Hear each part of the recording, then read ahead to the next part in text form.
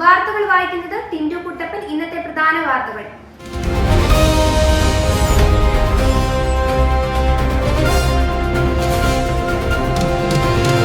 Cinema ചിത്രീകരണത്തിനിടെ കയറി പിടിച്ചു. യുവനടിയുടെ പരാതിയിൽ രഞ്ജിത്ത് അറസ്റ്റിൽ.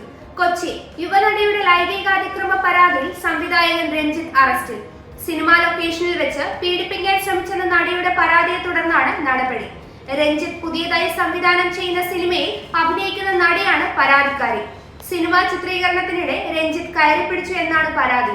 മാനഭംഗം, ലൈംഗിക അതിക്രമം, തടഞ്ഞുവെക്കൽ, അശ്ലീല ആംഗ്യം കാണിക്കൽ എന്നീ 4 വകുപ്പുകൾ ചേർത്താണ് കേസ് രജിസ്റ്റർ ചെയ്തത്.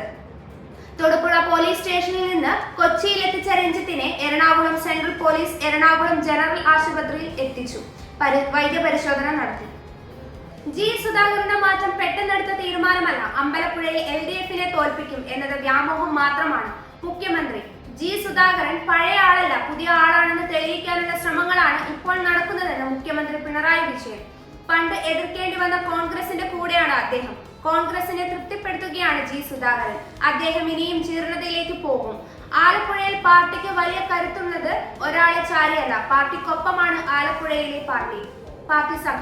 പാർട്ടി സഖാക്കളെക്കാൾ ആവേശമാണ് ആലപ്പുഴയിലെ ജനങ്ങൾക്ക്. അതുകൊണ്ട് തന്നെ അവസരവാദികളുടെ നിലപാട് പാർട്ടിയെ ബാധിക്കുന്നില്ലെന്ന് മുഖ്യമന്ത്രി പറഞ്ഞു. സെവാഗിൽ കണ്ട അതേ മനോഭാവം 175ലേക്ക് തുടക്കമിട്ട സൂര്യവംശി. ക്രിസ് ഗെയിലിന്റെ പേരുള്ള റെക്കോർഡാണ് തന്റെ ലക്ഷ്യമെന്ന് വൈഭവ് സൂര്യവംശി പ്രഖ്യാപിച്ചിട്ടുണ്ട്. ഇത്തവണത്തെ IPL ആരംഭിക്കുമ്പോൾ ക്രിക്കറ്റ് പ്രേമികളുടെ ചർച്ചയിലെ പ്രധാന പേരുകാരൻ വൈഭവ് സൂര്യവംശി എന്ന കൗമാര താരമായിരുന്നു. കഴിഞ്ഞ സീസണിൽ ഇടിവെട്ട് പ്രകടനത്തോടെ ലീഗിലേക്ക് കയറി വന്നത് മുതൽ ക്രിക്കറ്റ് ലോകത്ത് സൂര്യവംശിയുണ്ട്.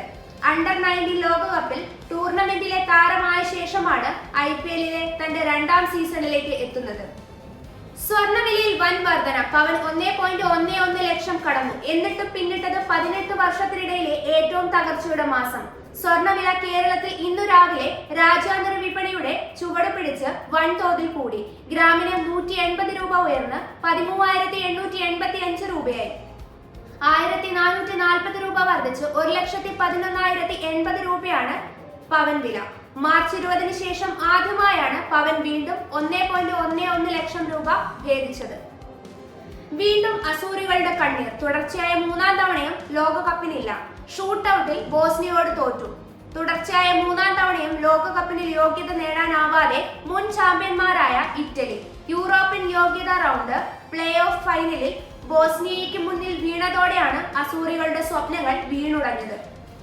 മത്സരത്തിൽ പെനാൽറ്റി ഷൂട്ടൌട്ടിലാണ് ഇറ്റലി തോറ്റത്. 4 തവണ ലോക ചാമ്പ്യന്മാരായ ഇറ്റലിക്ക് 2014-ന് ശേഷം ലോകകപ്പിന് യോഗ്യത നേടാനായിട്ടില്ല. ഇതുപോലുള്ള ന്യൂസ് അപ്ഡേറ്റുകൾക്കായി വിപ്ര ന്യൂസ് സബ്സ്ക്രൈബ് ചെയ്യുക.